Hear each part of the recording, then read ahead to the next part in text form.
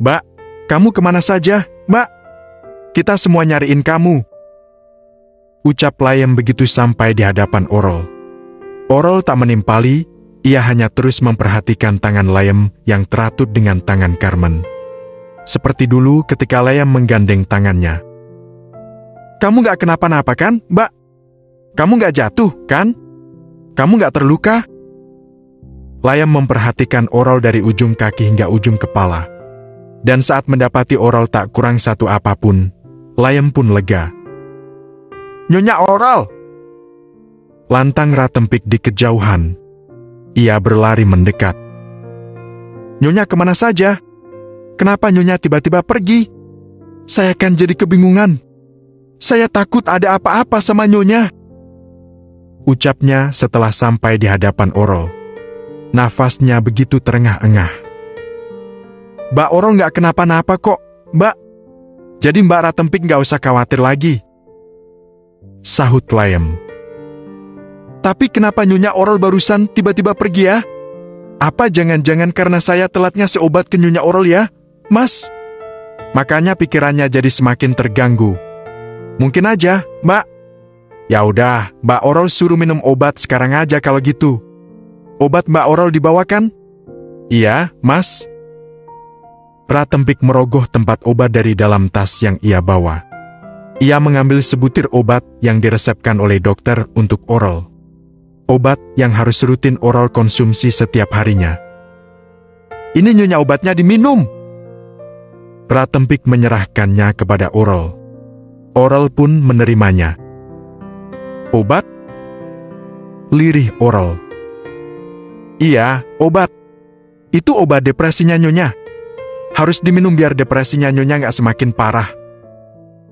Terang Ratempik. Depresi? Mata Orol membulat mendengar kata-kata tersebut. Ayo, Nyonya buruan diminum. Ini air mineralnya. Ratempik juga menyerahkan sebotol air putih yang juga selalu ia sediakan di dalam tas. Orol patuh. Ia meminum obat tersebut. Kita segera pulang aja ya, biar Mbak Orol bisa beristirahat. Mungkin aja dia kecapean. Tutur Layem. Ia tiba-tiba memiliki ide tersebut. Loh, kok pulang? Aku kan masih pengen di sini, Layem. Rengek Carmen. Ia sama sekali tak setuju. Ia sambil bergelendot manja di lengan Layem. Lagi-lagi Orol memperhatikannya. Kasihan Mbak Orol, Mbak, kalau kita berlama-lama di sini. Timpal Layem. Tapi kan kita belum lama. Baru juga bentar. Mbak, please. Kita pulang sekarang ya. Aku janji, kapan-kapan aku akan ngajak jalan-jalan kalian lagi. Layem begitu memohon. Haf. Carmen mendengus sebal. Tetapi kemudian, ya udah kita pulang. Ucapnya. Layem pun tersenyum lega. Yuk. Ajaknya. Ia segera menggandeng tangan Orol. Tetapi tetap juga menggandeng tangan Carmen. Untuk kesekian kalinya Orol memperhatikan apa yang Layem lakukan tersebut. Mereka keluar dari kawasan taman wisata.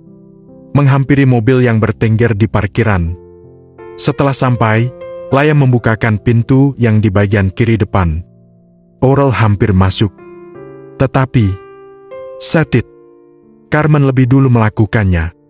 Bahkan ia sempat tak sengaja menyenggol tubuh Orol hingga bergeser ke samping.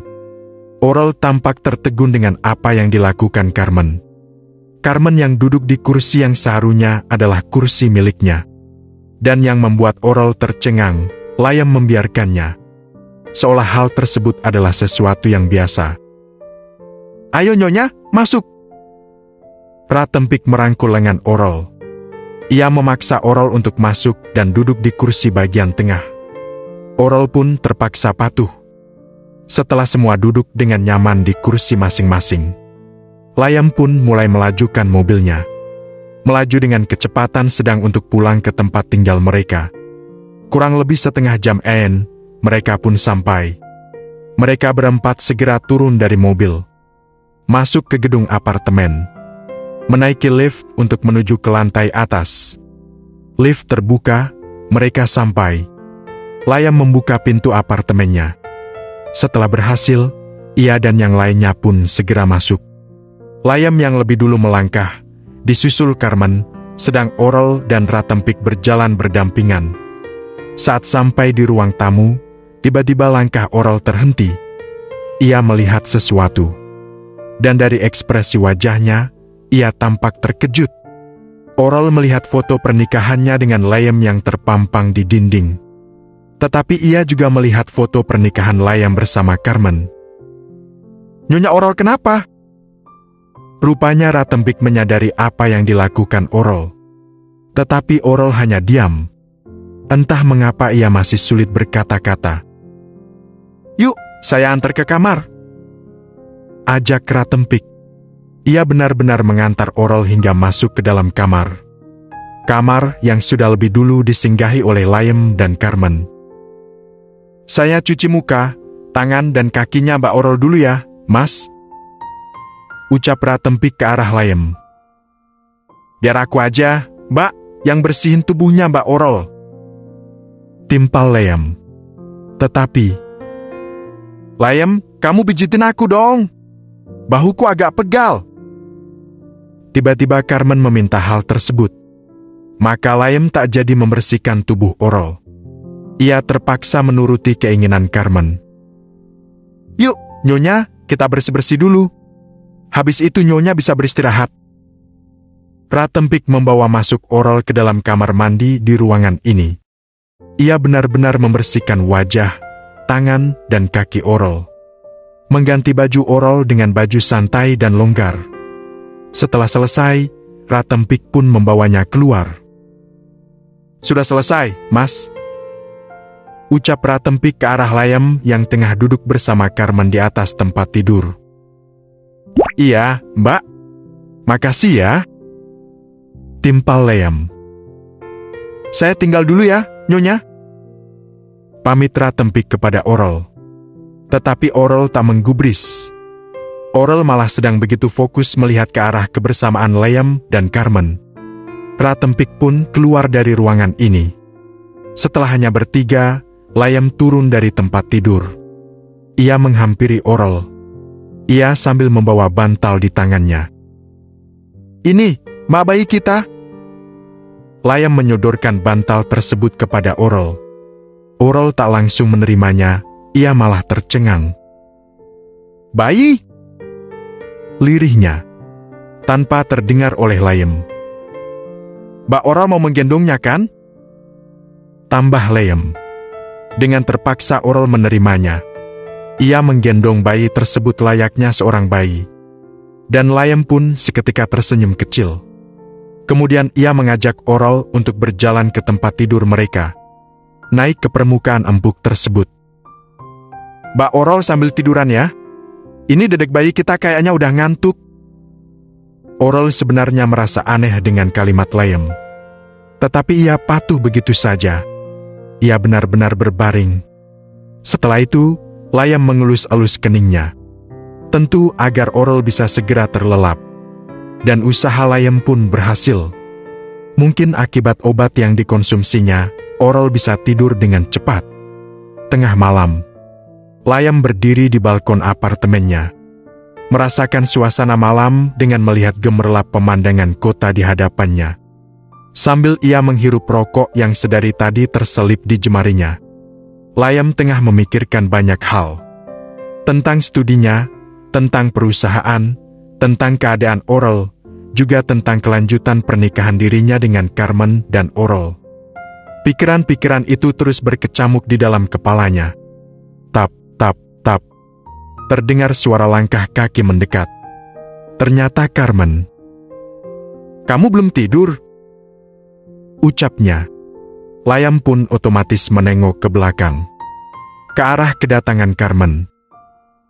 "Belum, Mbak," jawab Layam. "Kenapa? Perusahaan lagi ada masalah?" "Enggak sih, Mbak. Aku hanya lagi nggak bisa tidur aja." "Oh, boleh aku temenin?" "Iya, Mbak." "Boleh." Carmen segera berdiri di samping Layem, ikut menghadap ke pemandangan kota di malam hari ini. Ternyata di jam segini, daerah ini bisa sepi juga ya. Carmen membuat obrolan. Iya, hampir penduduk di sini udah pada tidur. Kecuali orang-orang yang senang berkeliaran malam. Ya juga sih. Mereka sama-sama tertawa kecil. Layem, panggil Carmen. Ia sambil menengok ke arah Layem. Ya, Mbak. Layem balas melihat ke arah Carmen. Kemarin papaku sempat ngobrol sesuatu sama aku. Ngobrol apa? Katanya, dia pengen cepat-cepat punya cucu. Deg. Layem langsung tertegun. Ia tak bisa menimpali apa-apa. Jadi kapan, Layem, kita bisa mengabulkan keinginan papaku? Tambah Carmen. Maksudnya? Layem pura-pura tak mengerti. Kapan kamu mau menyentuhku? Carmen pun memperjelas. Mbak, emangnya kamu gak pengen ya punya anak? Carmen memotong ucapan Layem. Punya anak itu asik loh. Mereka lucu dan kadang bikin gemes. Kalau aku sih pengen. Anaknya sepupuku aja, sering banget aku ajak main. Pokoknya aku udah nganggep dia kayak anak sendiri. Ujar Carmen. Aku sebenarnya juga pengen, Mbak. Tapi Layem tak meneruskan ucapannya. Tapi kamu pengennya punya anak sama Mbak Orol ya, bukan sama aku? Tebak Carmen. Layem tak menimpali. Karena tebakan itu benar adanya. Pikirnya, ia tak mungkin memiliki anak dari perempuan lain selain Orol. Kamu sadar gak sih, Layem, kalau keinginanmu itu gak akan mungkin terjadi? Maksud Mbak Carmen, kamu lupa Mbak Orol sudah tidak punya rahim. Jadi dia sudah tidak akan mungkin hamil dan punya anak. Kamu tak akan mungkin bisa mendapatkan keturutan dari dia. Layem terdiam kembali. Ia menundukkan wajahnya. Jika mengingat hal tersebut, dadanya terasa sesak dan sakit. Layem. Carmen menggenggam jemari Layem yang tengah bertengger di pagar balkon. Akulah yang bisa memberikan keturunan buat kamu. Aku bersedia hamil anak kita. Dia yang akan jadi penerusmu. Tuturnya. Lagi pula, aku yakin jika suatu saat nanti Mbak Orol sembuh dan dia mengetahui jika kamu memiliki anak dari wanita lain, pasti dia tak akan marah. Pasti dia akan tahu diri. Karena dia memang tak bisa melakukannya. Jadi wajar jika kamu berbuat seperti itu. Kamu bukan laki-laki yang jahat. Layem masih terdiam. Ia mendengarkan dengan saksama kata-kata Carmen. Ucapannya ada benarnya juga. Pasti Orol akan memaafkannya. Pasti Orol akan mengerti. Bagaimana, Layem? Kamu bersediakan memiliki anak dari rahimku? Desak Carmen. Layem tak langsung menjawab. Ia malah tampak memejamkan matanya untuk beberapa saat. Tetapi kemudian, iya, Mbak. Aku bersedia. Layem akhirnya mengatakan kalimat tersebut. Carmen pun tersenyum bahagia. Makasih, Layem. Lirihnya sambil menatap lekat-lekat ke arah Layem. Iya, Mbak. Jawab Layem. Ia balas menatap Carmen. Tatapan mereka terus bertemu. Membuat suasana mendadak berubah menjadi aneh. Apalagi saat Carmen semakin mendekat ke arah Layem. Dan dengan gegabah. Cup! Carmen mencium bibir Layem. Layem awalnya terkejut. Tetapi ia tak mungkin menolak ciuman tersebut. Karena walau bagaimanapun Carmen adalah istrinya. Carmen berhak melakukan hal itu terhadapnya. Karena tak ada penolakan dari Layem, ciuman Carmen pun semakin berani. Ia lumat bibir Layem. Dan tak mungkin Layem hanya tinggal diam begitu saja. Ia pun balas lumatan tersebut. Kini bibir mereka pun tertaut begitu dalam. Ciuman mereka begitu membara. Hingga suasana dingin saat ini berubah menjadi suasana panas yang membakar Wah. Di sisi lain, Oral diam terpaku di sebuah sudut di rumah ini. Ia tengah memperhatikan apa yang terjadi di area balkon. Ia melihat apa yang sedang dilakukan Layam dan Carmen. Melihat ciuman mereka berdua. Perasaan Oral begitu sakit, begitu hancur lebur. Maka tak terasa butiran bening keluar dari kedua matanya. Ia menangis. Dan setelah itu ia berlari pergi. Kembali ke kamarnya. Pikirnya, lebih baik ia tak melihatnya lebih jauh lagi, ketimbang ia akan merasakan sakit yang semakin luar biasa.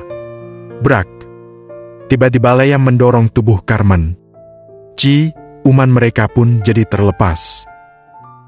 "Udah, Mbak," ucap Layam. "Kenapa? Kamu gak suka aku cium? Bukannya seperti itu. Aku hanya..." Layam bingung memberi alasan. Mana mungkin ia menjawab bahwa tebakan Carmen memanglah tepat.